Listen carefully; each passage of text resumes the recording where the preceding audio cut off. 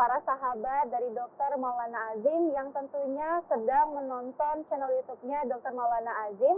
Kali ini kita ada sesuatu yang berbeda di mana saya berkesempatan untuk bertalk show mewawancarai Dr. Maulana dan juga Dr. Nadia. Pasangan yang sangat serasi, yang sangat romantis, yang saat ini lagi booming di Instagram anak-anak muda tuh pada iri-iri lihat pasangan berdua ini pokoknya. Nah, jadi hari ini bertempat di Aston, The Sky Lounge Aston Jambi.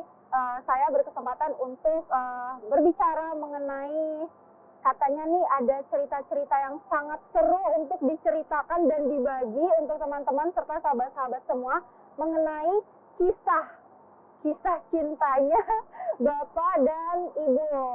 Nah, jadi perlu diketahui bahwa Bapak dan Ibu ini bertemu itu saat di perkuliahan ya, saat college ya Bu. Artinya saat menjenjang pendidikan di perkuliahan. Nah, kalau boleh tahu dan mohon izin nih Bapak dan Ibu, boleh dong cerita pada sahabat-sahabat semua, awal mula ada kisah apa di Universitas Brawijaya nih antara Bapak dan juga Ibu? Baik, terima kasih Gaby ya.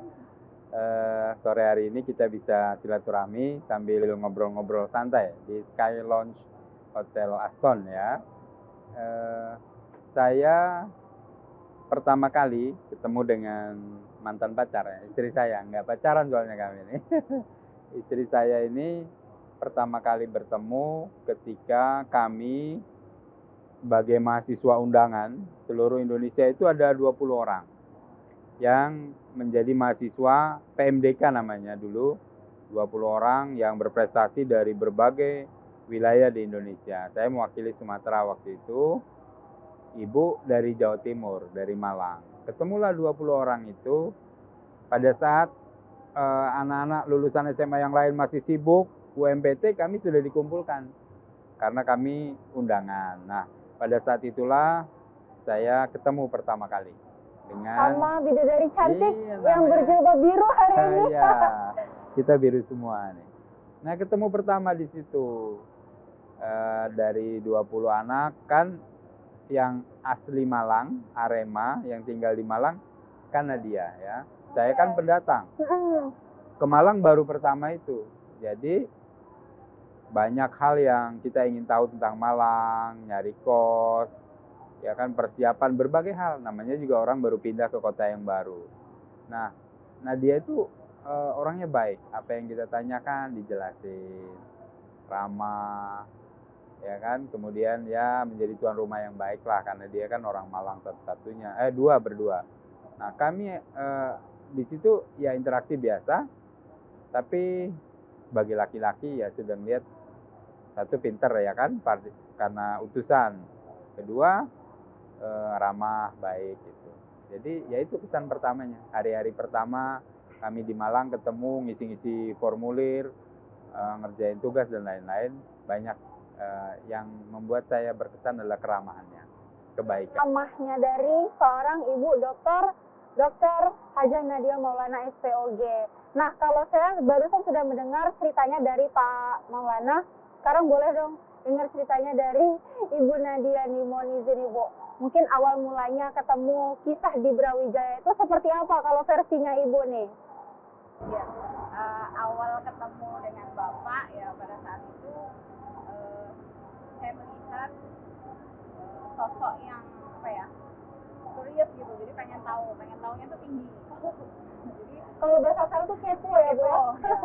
Tapi ya kepo dalam arti yang baik, karena dia kan tadi jelasin pendatang masih baru, jadi dia banyak sekali bertanya tentang ya banyak hal lah, tentang kota Malang, tentang tempat-tempat. Kemudian kita kan banyak waktu itu tugas-tugas ya, disuruh bawa ini bawa itu, dia pokoknya selalu bertanya gitu, dan dia bertanyanya itu nggak hanya untuk diri sendiri gitu, tapi sama dia pasti akan dibagi untuk teman-temannya yang lain gitu. Jadi di situ saya menilai sosok dengan curiosity yang sangat tinggi, tapi dia juga helpful gitu ya, artinya dia mau menolong teman-temannya yang lain walaupun sebenarnya dia pun dalam kondisi yang masih mencoba yang baru gitu. Artinya di situ kesan pertama sih cukup positif. Artinya saya melihat kepribadian yang baik gitu ya, anaknya juga ramah, menyenangkan gitu, walaupun baru kenal tapi kayaknya kita tuh udah bisa apa ya, bisa lebih dekat gitu dibandingin sama teman-teman yang lain. Oke, baik. Dari Ibu Nadia sendiri mungkin kalau untuk cara PDKT-nya Pak Maulana nih, menurut Ibu sebagai perempuan ya, karena saya juga perempuan, itu seperti apa? Jadi sebenarnya PDKT-nya itu sebenarnya mengalir aja ya, karena pada saat itu kan kami teman seangkatan ya. Jadi kami tuh 123 mahasiswa Fakultas Kedokteran angkatan 94 itu kuliahnya itu dalam satu kelas. Oh, Nah, nanti paling kalau siang sampai sore kami praktikum, baru nanti kalau praktikum itu dibagi kelompok-kelompok. Nah kebetulan nama saya kan N, nama bapak M, jadi deketan. Jadi kami tuh sering juga sekelompok. Kemudian untuk pembagian ganjil genap juga kebetulan sama-sama ganjil gitu, jadi sering juga sekelompok. Dari situ kan interaksinya akhirnya makin intens. Cuman saya waktu itu sih nanggepinnya ya seperti kawan aja gitu. nah Pak udah denger ya dari Ibu, Iya. nanggepin awalnya seperti teman atau kawan aja. Iya. Nah, Bapak bisa bangun chemistry, bisa punya perasaan sama Ibu Nadia itu sejak kapan toh? Iya, jadi sejak pertemuan pertama itu kan, Oh, ya, pandangan pertama. pandangan pertama, waktu hari pertama dikumpulkan 20 orang itu sudah ada sesuatu lah yang menurut saya nggak bisa dijelasin gitu ya, bahwa ini baik gitu ya. Kemudian kan berlanjut dengan dulu ada P4 namanya, kayak pelatihan berapa 36 jam ya. Nah, penataran P4 itu wajib untuk seluruh mahasiswa baru. Nah, pada saat itu Nadia ini memang hebat ya mengenai P4. Wah, pokoknya kalau udah namanya diskusi tentang P4 dulu butir-butir Pancasila itu hafal dan bisa menjelaskan dengan baik gitu. Sehingga Ibu Nadia ini menjadi utusan lomba P4 tingkat kampus, menang. Mau tingkat Jawa Timur menang, tingkat nasional menang, dapat hadiah dari presiden. Luar biasa. Nah, itulah Ibu Nadia yang pintar ya, yang smart. Nah, saya selalu ingin tahu banyak tentang sesuatu ya sering diskusi. Kemudian kan dari P4, kemudian ospek, kemudian kuliah. Nah, pada saat kuliah itu memang kan dunia kedokteran itu kuliahnya kan padat ya. Dari pagi kuliah teori sampai siang, istirahat siang, habis itu praktikum. Habis praktikum kita malamnya banyak tugas. Tapi saya dan Ibu itu punya hobi yang sama, yaitu berorganisasi. Ya, jadi saya itu walaupun sesibuk apapun di kampus, pulangnya itu nggak langsung ke kos-kosan, mampir dulu ke ruang senat, buat program. Nah, ternyata hobinya sama. Padahal Ibu Nadia ini kalau semester 1 dulu keluar nilainya, wah gila, semuanya A. Saya ada C-nya, ya kan, karena saya harus adaptasi tempat, ruangan. Jadi semester 1 nilai saya nggak terlalu bagus, masih di bawah 3, 2,7 kalau nggak salah IP-nya. Tapi setelah itu saya naik pelan-pelan, karena adaptasi itu memang sulit. Nah, Ibu ini 4 terus nilainya, ya gila pokoknya ya, pinter banget. Cuman kan saya gengsi ya, sebagai laki-laki, yang lain-lain banyak yang PDKT, pasti satu pinter, dua ramah, baik, banyak yang suka gitu. Makanya yang lebih agresif saya, karena saya takut keduluan orang gitu ya. Tapi kalau Ibu ya orangnya cuek aja, dan memang saya lihat nggak ada ya pacar-pacaran atau apa, nggak ada. Jadi sayanya yang ketakutan sebetulnya, karena ada yang mendekati kakak kelas, namanya anak pinter ya kan, cerdas, cantik, ada yang dari fakultas lain, iya dulu idola di kampus. Tapi jangan salah, saya aktivis kampus yang jadi ketua senat mahasiswa, walaupun saya dari Jambi, kuliah di sana ngekos, saya kemana-mana jalan kaki, naik angkot, nggak punya kendaraan, tapi percaya diri saya alhamdulillah cukup lah sampai jadi aktivis yang terkenal juga, tapi terkenalnya sebagai seorang aktivis kampus, jadi ketua senat, jadi ketua lembaga kesehatan mahasiswa Islam ya, direktur LKMI, sampai ke Jakarta saya aktif. Nah, Bu Nadia ini selalu jadi kadang-kadang bendahara saya. Jadi kami waktu masih mahasiswa, kalau ada undangan dari fakultas kedokteran lain di seluruh Indonesia, kami berangkat. Berangkat bareng Pak berangkat bareng. Ada kawan-kawan yang lain juga dengan pengurus yang lain. Tapi ya kami kan, saya lah ya sudah mulai deketin gitu. Tapi kalau Bu Nadia berasa nggak? Oh berasa. Tapi tetap cuek aja gitu ya, masa bodoh aja lah. Jadi sebenarnya itu ya kita perempuan kalau ada laki-laki yang memberikan perhatian berlebihan itu kan sebenarnya juga terasa. Iya betul. Pada saat itu saya itu memang dibesarkan di lingkungan keluarga yang tidak apa ya istilahnya itu nggak mengenal gaya pacar-pacaran gitu kan. Artinya saya dididik seperti itu dan saya ingin menjadi anak yang baik yang patuh dengan rule yang sudah diterapkan di keluarga saya gitu. Kemudian prinsipnya itu ya pendekatan, artinya saya mengenal sosok laki-laki itu kan bisa dengan banyak cara, seperti tadi misalnya di kampus, kemudian di organisasi, kegiatan-kegiatan yang kami lakukan bersama, tidak perlu dalam konteks pacaran yang sesungguhnya gitu kan, dan saya rasa itu jauh lebih aman gitu ya, jauh lebih syar'i menurut saya, dan esensi dari kita mengenal seseorang itu kan bisa kita dapatkan juga dengan cara-cara tadi. Jadi ya saya sih mengalir aja, artinya ya PDKT bagus menurut saya jadi lebih tahu kan bagaimana sifat-sifatnya yang lebih dalam gitu kan, karena banyak sekali interaksi yang dilakukan yang tidak hanya satu macam gitu kan, artinya bukan hanya kuliah gitu kan, tapi juga berorganisasi, kemudian misalnya ada kegiatan keluar kota, sehingga interaksi kita kan jauh lebih lama dalam berbagai momen, sehingga saya rasa itu cukuplah untuk mengenal kalau orang itu kepribadiannya gimana. Artinya kalau pura-pura kan nggak mungkin bisa kuat berlama-lama berpura-pura gitu. Jadi menurut saya interaksi itu udah cukup lah untuk saya mengenal beliau.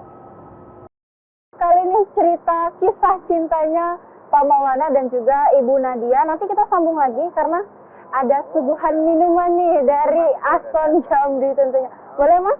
Langsung ditaruh. Ibu Bapak kita sambil minum, sambil ngobrol nggak apa-apa ya? Nggak apa-apa. Oke. Santai. Oke. Makasih Mas ya. Oke baik, lanjut nih. Dari sekian cerita yang Ibu Nadia dan Bapak ceritakan ke saya, ini berapa lama sih waktunya nih Bapak dan Ibu untuk Bapak menyatakan cinta ke Ibu Nadia? Ya, jadi tadi kan saya melihat ya, interaksi kita cukup intens. Kuliah sama-sama, kadang sekelompok. Ya, dalam kampus ya, iya di organisasi, bendahara saya sering rapat. Jadi kesibukan kami itu waktu-waktunya hari-harinya itu diisi dengan kegiatan-kegiatan ekstra, kegiatan kampus, organisasi, dan kegiatan kuliah itu sendiri. Nah, tapi kan tadi ya, karena orang pinter, itu kan banyak yang deketin. Jadi kita kan takut juga kalau wah banyak ya, banyak. Iya, banyak. Saya kadang-kadang suka marah aja, jealous gitu kan, melihat orang ini kok deket-deketin. Dia kadang-kadang nggak bisa, karena itu kan hak semua orang. Cemburuan. Jadi kadang-kadang ada kawan saya yang nyeritain ke saya kalau dia suka sama Nadia. Nah, saya kan jadi panas gitu kan, dia cerita gitu. Nah, artinya saya hanya melihat bahwa interaksi kami dekat gitu ya. Kayaknya nih suka nih gitu kan, kayaknya suka, walaupun ya dengan segala keterbatasan saya kan anak rantau, anak kos ya kan, uang juga pas-pasan karena orang tua saya kan cuman petani ya, berkebun sawit gitu ya. Jadi kelihatan lah baik dari penampilan. Kalau di kedokteran kan orang kaya dan orang miskin itu kelihatan karena seragamnya nggak pakai seragam, bebas bajunya. Jadi kan kalau yang anaknya pejabat, anaknya direktur rumah sakit, anaknya dokter-dokter spesialis kelihatan. Jadi dengan segala kesederhanaan saya, tapi saya pede. Karena saya jadi ketua senat dan lain-lain, akhirnya saya memberanikan diri. Ya nembaknya kayak orang diskusi aja. Ya, jadi di kampus gitu ya, berdua di kantor senat. Ya dengan gemeter-gemeter ya, saya nggak pernah juga ya kayak gitu kan. Saya bilang saya suka gitu ya, saya sudah menilai banyak hal dalam waktu yang lama, saya suka. Ya udah ditanggapi biasa aja, dan ya udah akhirnya besoknya dijawab ternyata nggak suka, maksudnya nggak mau gitu. Yang hebat dari kami berdua itu, walaupun ditolak kan sakit hati juga sih. Tapi saya harus bisa membedakan antara perasaan saya dengan kampus, aktivitas saya sebagai pimpinan organisasi. Jadi setelah kami ditolak tuh ya besoknya berkawan biasa lagi, Gak ada diskusi. yang kayak jealous satu sama Ya dalam lain hati gitu, aja, nggak ada. dalam hati, dalam hati sih kayaknya suka ngapain ya aku ditolak gitu ya, sakit sebentar lah. Tapi kemudian ya beraktivitas lagi. Terus semester kan tambah naik ya, sampai koas. Saya coba lagi, ditolak lagi. Berapa kali ditolak nih Pak kira-kira? 4 kali. 4 kali ditolak. Biasanya tuh kan patokannya 3 ya Bu. Ini kalau udah yang 3 keempat udahlah gitu. Rupanya nggak putus asa. Luar biasa, mantap Pak. Cap jempol bisa. Iya. Iya, jangan patah arang ya. Pokoknya semangat terus aja, pede aja lagi ya gitu. Karena saya melihat sih hubungan kami ini cukup baik gitu ya. Kayaknya walaupun kami ditolak juga tetap seperti teman biasa. Jadi nggak ada bedanya ya. Sehingga mungkin ya itulah prinsip ya yang perlu diambil pelajaran untuk anak-anak muda ya. Istri saya ini punya prinsip orangnya. Itulah yang membuat semakin penasaran bagi saya untuk bisa mendapatkannya. Nah terakhir ketika sudah lulus dokter, nembaknya sambil ngancam. Jadi kalau sekarang kita udah lulus jadi dokter, kalau mau ayo gitu ya, kita serius ya, saya akan ketemu orang tuanya.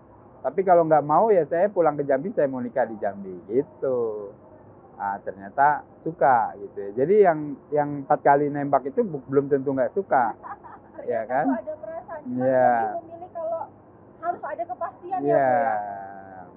Jadi ibu itu lebih memilih tidak pacaran, tapi lebih ke arah kegiatan yang positif sambil melihat ya ta'aruf lah ya, saling kenal, melihat dalam batas-batas yang wajar, sehingga kami nggak pacaran.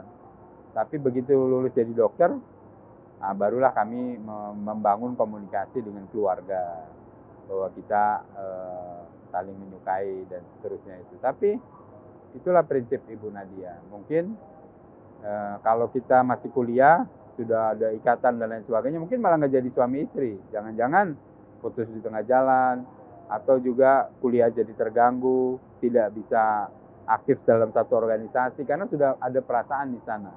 Nah itulah hebatnya ibu ya, ternyata dijalaninya dengan sikap yang netral. Biasanya perempuan kan yang bawa perasaan, ini malah kebalik, sayanya kadang-kadang yang sering. Kayaknya ibu ini lebih ke prinsip slow but sure gitu. Iya. Pelan tapi pasti ya. Sebenarnya waktu itu saya khawatir juga gitu kan, karena khawatirnya tuh gini, maksudnya tuh kan kadang-kadang cowok tuh kan kalau udah ngomong suka terus kita tolak tuh biasanya terus nggak berkawan lagi. Jadi begitu waktu itu bapak nembak itu kan saya mikir, waduh kok dia nembak ya, padahal saya sih rasanya belum siap gitu ya, artinya belum bisa untuk menerima konsep pacaran. Saya khawatir sekali kalau saya harus kehilangan teman lagi gitu, karena sudah beberapa akhirnya tuh jadi jauh, yang biasanya deket, enak ngobrol tuh jadi renggang, jadi kaku hubungannya gitu kan.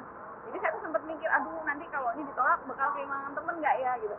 Tapi begitu ternyata besoknya setelah ditolak tuh dia tetap baik, kami tetap ngobrol seperti biasa. Di situ menurut saya sih nilai bapak di mata saya tuh jadi naik banget gitu kan. Artinya, waduh ini cowok oke nih, nggak baperan gitu kan. Artinya dia masih menempatkan persahabatan tuh di atas perasaan dia gitu. Di situ saya malah apresiasi banget gitu. Di situ juga sebagai nilai plusnya Bu ya. Iya. Oke. Nah tadi kan Bapak bilang 4 kali Bu, Bapak menyatakan cinta tapi ditolak. Nah, itu Berapa kali ya? 4 kali. Beneran nih Pak? Iya memang. 4 kali. Jadi di sebuah tingkatan kan, di kedokteran kan lama ya. Coba lagi. Jadi sebenarnya sih prinsip saya sama dari yang pertama sampai yang terakhir tuh. Saya prinsipnya tuh saya belum mau menikah di tahap ini gitu kan. Artinya saya baru akan menikah setelah saya tamat. Saya udah jadi dokter gitu. Termasuk ketika koas. Kan nggak mungkin juga kita mau nikah pas posisi koas yang lagi sibuk-sibuknya seperti itu gitu kan. Artinya alasan saya tuh tetap sama dari awal sampai akhir tuh bahwa saya baru akan nikah ketika kita udah sama-sama lulus jadi dokter. Jadi ya jawabannya nanti lah. Gitu. Oke. Ibu, gimana sih kesannya Ibu nih saat pertama kali Bapak bertemu sama orang tuanya Ibu? Oh bapak. Ibu masih ingat nggak pada saat Bapak ketemu orang tua saya itu sebenarnya saya udah oke gitu ya, artinya saya sudah menerima Bapak menjadi apa ya, pilihan saya lah gitu. Jadi saya ngomong ke orang tua ya udah langsung serius gitu. Jadi akhirnya Bapak datang diundang ke rumah saya. Saya diundang sore. Sore hari. Wah. Ya pasti banyak sekali kecemasan itu ya. Dan rumahnya di atas, lantai 2, naik ke atas. Di bawahnya toko, karena orang tua Ibu Nadia itu mebel ya, usaha furnitur gitu ya. Nah, jadi saya naik ke atas. Di atas sudah ditunggu sama almarhum mertua saya, laki-laki, yang kemudian saya dihidangkan minuman sama kue lah seperti biasa. Saking gemeternya itu kue kita sampai jatuh-jatuh loh. Iya, sampai jatuh-jatuh. Dan ini hebatnya almarhum mertua saya ya. Kemudian masuk waktu maghrib, ayo kita sholat, dan ya saya dites jadi imam. Saya dipersilahkan ketemu langsung bisa untuk jadi imam sholat. Nah, untungnya saya kan alumni pesantren, walaupun tentu ya karena grogi ya, suaranya jadi nggak bagus ya, gemeteran gitu ya. Iya, tapi paling tidak saya mampu memimpin sholat. Itu juga mungkin bagian penilaian dari mertua saya ya. Oh, ini anak bisa jadi imam, kemudian ya bisa baca doa dan sebagainya. Ya itu dianggap nilai lebihnya menurut saya. Itu adalah pertemuan yang sesungguhnya adalah proses penilaian sebetulnya gitu, ya kan? Bapak dan Ibu, sebelum kita lanjut ke cerita kisah cintanya Pak Maulana dan juga Ibu Nadia secara serius nih ya ke jenjang pernikahan. Nah, tapi sebelumnya katanya ada kisah juga nih Pak yang lumayan sedih saat Bapak di Brawijaya. Oh iya, jadi memang kan saya merantau jauh ya. Orang tua saya di Sumatera, saya di Jawa. Zaman dulu kan komunikasi belum sebagus sekarang. Karena nggak pakai handphone. Nggak ada handphone, ya, Pak? Belum ada. Jadi pakai wartel, warung telekomunikasi itu, nelpon, janjian dulu. Karena ayah saya kan tinggal di daerah perkebunan, transmigrasi. Jadi kalau mau nelpon itu harus janjian dulu. Ada toko langganan orang tua saya, telepon gitu ya. Nah, nanti hari ini saya mau telepon gitu. Jadi nanti dihubungi, disusul ke daerah dalam perkebunan itu, dijemput ke kota. Nah, begitu kita bayangkan bagaimana sulitnya komunikasi waktu itu. Nah, di tengah-tengah perkuliahan saya masukkan 94 ya. Ayah saya itu dipanggil Allah Subhanahu wa taala meninggal dunia tahun 96. Nah, dalam komunikasi yang lewat telepon sebelumnya, ayah saya nggak pernah sakit. Nyampaikan sakit, keluhan nggak ada. Orangnya penuh dengan motivasi, membina, mengayomi. Ayah saya itu luar biasa. Walaupun ya pendidikannya karena mungkin zaman dulu susah ya, tapi wawasannya luar biasa. Banyak hal yang saya pelajari. Misalnya saya dipesantrenkan, tapi saya harus sekolah SMP gitu ya. Nah, nanti mungkin pada sesi lain saya akan jelaskan bagaimana visi orang tua saya tentang pendidikan. Nah, pesan yang sering beliau sampaikan ke saya itu, kalau telepon dan lain-lain, beliau selalu sampaikan, Maulana belajar sungguh-sungguh, jadilah kamu dokter, nggak boleh pulang atau mengakhiri pendidikan sebelum kamu lulus jadi dokter. Dan kalau sudah jadi dokter, pulang ke Jambi. Abdikan dirimu untuk Jambi dan bangun Jambi. Itulah pesan yang selalu saya renungkan, bahwa memang saya disekolahkan sampai ke Jawa Timur sana, tapi pesannya itu yang selalu terngiang sampai saat ini. Nah, di tahun 96 itu, ketika saya semester 6 ya, tiba-tiba kayak ada kita kesamber ledek gitu ya, informasi yang sangat kaget buat saya. Sore hari saya ditelepon oleh salah satu keluarga saya, karena ayah saya meninggalnya di Lampung. Dari Lampung diinformasikan bahwa ayah saya meninggal dunia. Nggak pernah sakit, bahkan ayah saya dan ibu saya itu sedang berjalan-jalan silaturahmi dengan keluarganya di Lampung. Ya, saya langsung lemes lah waktu itu dapat informasi itu. Tapi lagi-lagi kawan-kawan saya di kedokteran luar biasa, termasuk Nadia, semua urunan untuk patungan, untuk membelikan tiket. Oh, Bapak Sempat pulang juga berarti Pak? Iya, cuman dicarikan tiket pesawat waktu itu kan susah, harus lewat Surabaya, Mm-mm. nggak dapat lagi, akhirnya dapat tiket bus. Pulanglah saya dari Malang dengan diantar kawan-kawan sampai ke terminal, dipesenin jangan sampai pikiran kosong dan lain-lain. Sepanjang perjalanan tentu saya sambil menangis, berdoa, dan akhirnya saya sampai ke Lampung keesokan harinya orang tua saya sudah dimakamkan. Jadi kami semua putra putrinya nggak ada yang bisa menyaksikan karena semuanya jauh. Adik saya di Merantau, Pak, ya? Morenin, semuanya merantau. Jadi kami semua tidak menyaksikan, kami pulang sudah malam pada hari berikutnya karena jalan darat. Zaman dulu susah, jalan juga masih jelek. Bus juga bus ekonomi ya, yang tiap ini berhenti ya kan, mesinnya rusak dan lain-lain. Akhirnya saya sampai dan saya ziarah. Itulah hal yang menurut saya paling menyedihkan buat saya, tapi menjadi motivasi bahwa pesan almarhum, kamu harus selesaikan pendidikanmu di kedokteran. Walaupun berat, ibu saya juga sangat berat waktu itu. Karena apa? Karena kan selama ini semua tergantung sama almarhum abah saya. Namanya Haji Muhammad Azim. Ya. Tapi karena orang tua saya sudah membuat kebun sawit, kebunnya sudah panen, ada juga toko kecil-kecilan ibu saya sudah jualan. Jadi secara ekonomi pondasi-pondasinya udah dibuat oleh ayah saya. Yang susah merintisnya ayah saya lah dari awal transmigrasi seperti itu ya. Jadi memang agak sedih kalau nyeritain hal-hal kayak gitu ya. Mudah-mudahan ayah saya tenang ya. Nah Pak, kalau boleh tahu juga, kapan sih terakhir Bapak ketemu sama almarhum ayahanda sebelum berpulang? Ya, jadi saya terakhir itu ketika saya liburan semesteran. Semester berapa itu Pak? Semester 6, 5 mau ke 6 ya. Waktu liburan semester 5 mau ke semester 6, itu kami pulang ke perkebunan sawit ke Tran di Muara Enim itu. Nah, kemudian nggak biasanya kalau mau pulang saya diantar. Tapi semester itu sangat spesial. Saya diantar secara khusus sampai perbatasan Jawa Tengah, Jawa Barat, Jawa Tengah. Kebetulan saya juga ada kerjaan mau silaturahmi dengan keluarga di sana, jadi saya diantar sampai daerah Cirebon itu. Kemudian saya dipesankan tiket sampai ke Malang. Disitulah kami berpelukan terakhir kali. Pesannya sama, kamu jangan pulang sebelum kamu jadi dokter. Dan kamu pasti jadi dokter, nggak usah takut masalah biaya, nggak usah takut masalah tantangan dan lain-lain.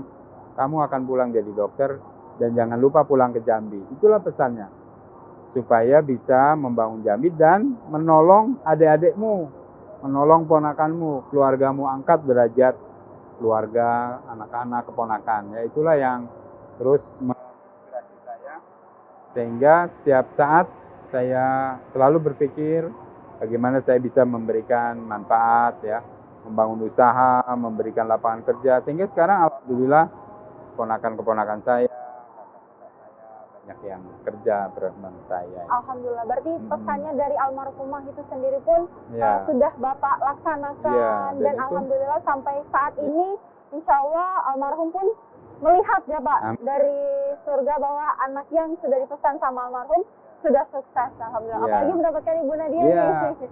Support, sangat support ya. Iya. Beruntung orang tua saya itu kan, sekolah S1 ke Malang, baliknya dua-duanya dokter kan. Sama pula profesinya Pak ya.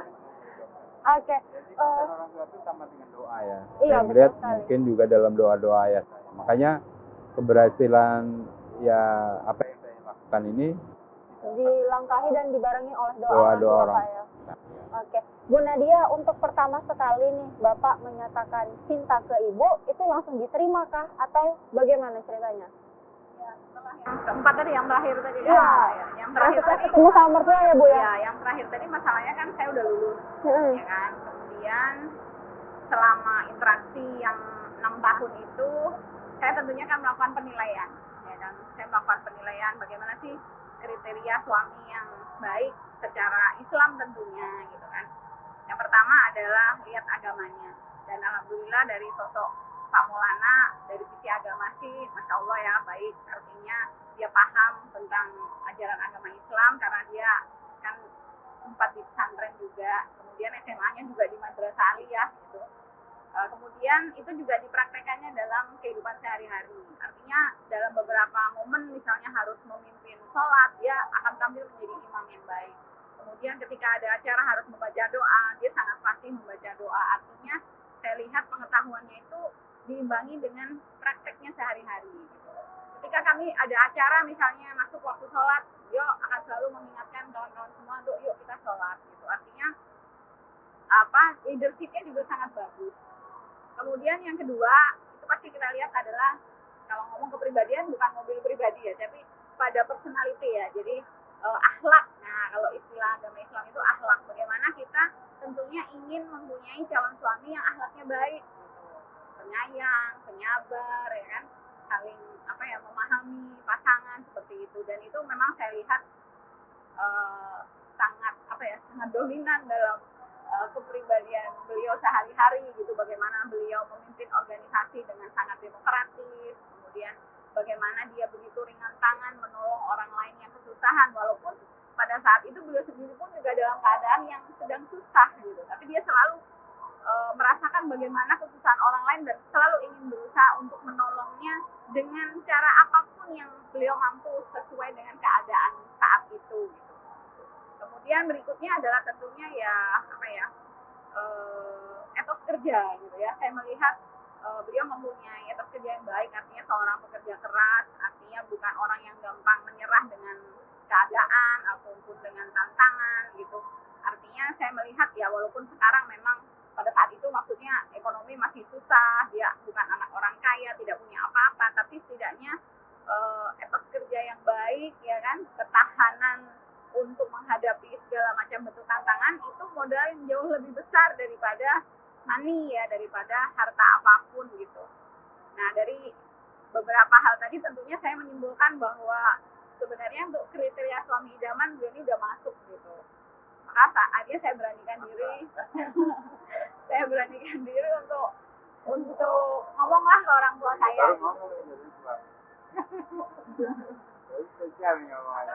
Selama ini nggak pernah diomongin. Baru dia mungkin ngomong di belakang saya barangkali ya. Tapi ini ada saya baru. Ya.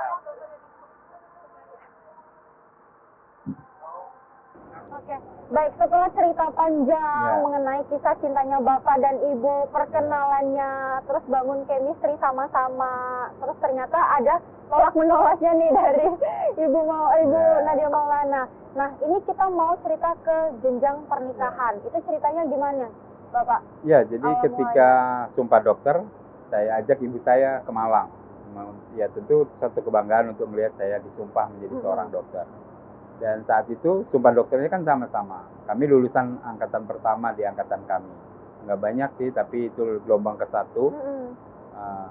Saat itulah ibu saya perkenalkan pertama kali dengan Nadia. Dan langsung jatuh hati. Langsung ingin bersilaturahmi ke orang tua, sesama keluarga gitu ya. Sudahlah kami bersilaturahmi.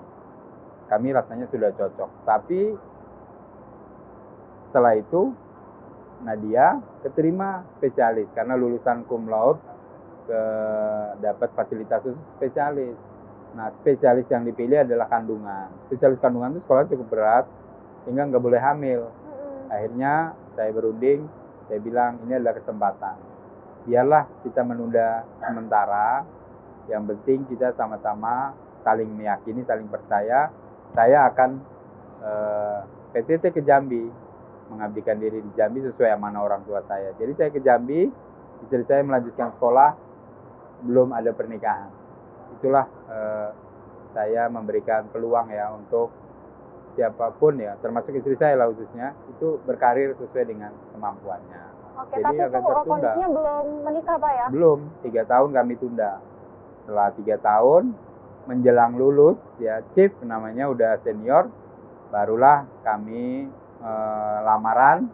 Saya mengutus abang saya, keluarga saya dari Jambi, kira-kira 20 orang waktu itu ke Malang ngirim antaran, dan alhamdulillah diterima. Setelah nggak terlalu lama dari situ, kami rombongan dari Malang ada 60 orang. Banyak Iya. ya? Iya, sorry, dari Jambi mau ke Malang. Mau rame banget karena kebetulan juga ada datuk kami dimakamkan di Malang juga, di Blitar. Jadi sambil ziarah, sambil silaturahmi, pokoknya asik. Nah, waktu itu ada salah satu maskapai baru buka, harganya itu murah banget sampai Surabaya. Nah, jadi pergilah kami ke sana, 60 orang menikah, akan nikah dan resepsi sekalian. Setelah itu kami pulang duluan karena kami akan menyiapkan unduh mantu di kediaman kami di Kebun Kelapa. Memang kayak apa ya, kayak bumi dan langit lah. Waktu di Malang kita di gedung mewah, acaranya cukup meriah ya. Kawan-kawan dokter banyak datang. Begitu di Jambi, saya adain di rumah ibu saya di Kebun Kelapa. Rumahnya kecil, kayu, pakai tenda-tenda, ya tapi tidak mengurangi kesahduan unduh mantu di Jambi. Yang penting berkatnya itu tadi ya Pak Bu. Setelah unduh mantu di Jambi, kami berdua pergi ke Singapura. Wah, cacanya bulan madu lah gitu ya. Perginya lewat Tungkal, naik kapal. Zaman itu ya. Udah zaman kayak Titanic Iya, Pak. udah hebat banget ya. Udah keren. Sampai ke Batam karena uangnya kita pas-pasan, ke Singapura cuma sebentar, nginepnya di Batam supaya murah. Setelah itu baru kami berpisah kembali. Ibu melanjutkan spesialisnya untuk finishing, saya kembali ke Jambi. Itu di tahun berapa Pak Bapak dan Ibu menikah? Nah, ini sangat spesial karena kami menikah tanggal 22. Tanggal 22, catat. Bulan 2. 2004. Berarti besok kita akan merayakan nih anniversary ataupun hari jadi Bapak Dr. Haji Maulana MKM beserta Ibu Dr. Haja Nadia Maulana SWG yang keberapa Pak? Yang ke-18. 18 tahun dari 2004 hingga 2022. Boleh berbarengan tanggal 22 bulan 2 tahun 2004. Luar biasa sekali. Baik, tapi Ibu, sebelum kita closing nih ya, jadi pengen dengar nih dari Ibu sendiri sebagai sosok istri dari Pak Maulana. Apa sih kebanggaan tertentu dan juga mungkin apa yang ingin Ibu sampaikan, kebetulan besok nih anniversary, ungkapan perasaan Ibu menjadi seorang istrinya Bapak Maulana. Ya, pertama-tama sih saya tentunya sangat bersyukur ya, artinya ini suatu karunia yang besar bagi saya, sama Allah dipilihkan jodoh seorang suami beliau, Dr. Maulana, dengan segala kelebihan dan kekurangannya, tapi rasanya sih banyak lebihnya gitu. Jadi sampai hari ini beliau juga merupakan guru yang sangat baik ya bagi saya. Saya tidak pernah berhenti terus belajar dari beliau, bagaimana menjadi orang yang lebih sabar, menjadi orang yang lebih berempati, turut merasakan kesusahan orang lain. Rasanya hari itu belum sempurna, belum lengkap jika belum menolong orang lain dengan apapun itu, apakah dengan nasihat, apakah dengan uang, apakah dengan doa, seperti itu. Kemudian beliau juga sosok family man gitu, artinya seorang suami, seorang kepala keluarga yang sangat mencintai keluarganya, yang setiap hari itu selalu ingin berada di dekat keluarganya gitu. Itu bagi saya sesuatu yang sangat luar biasa. Kemudian beliau juga sosok yang selalu berusaha menghebatkan pasangannya gitu. Jadi contohnya tadi tahan udah mau nikah harus LDR 3 tahun ya, nggak sebentar itu 3 tahun ya, 3 tahun hanya untuk ya memberikan kesempatan kepada saya yang pada saat itu mendapatkan kemudahan untuk menempuh pendidikan dokter spesialis yang biasanya kan orang harus PTT dulu, kemudian biayanya mahal. Pada saat itu karena saya lulusan terbaik langsung dapat tawaran, beliau rela mengorbankan waktu, korban perasaan juga tentunya 3 tahun LDR gitu kan. Di situ saya melihat bahwa beliau tidak egois gitu, bahwa walaupun nantinya sebagai kepala keluarga dia selalu ingin melihat pendampingnya itu juga sukses gitu. Kemudian juga beliau selalu menjadi teladan bagi anak-anaknya, itu yang saya apresiasi banget. Jadi bagaimana menjadi seorang ayah yang penyayang, yang humoris, sehingga anak-anak itu selalu betah untuk berdekatan berlama-lama dengan beliau. Jadi saya doakan mudah-mudahan Bapak selalu sehat, terus bisa bersama-sama kita bermanfaat buat orang banyak. Satu kata untuk sang suami Bu. Satu kata. Ya.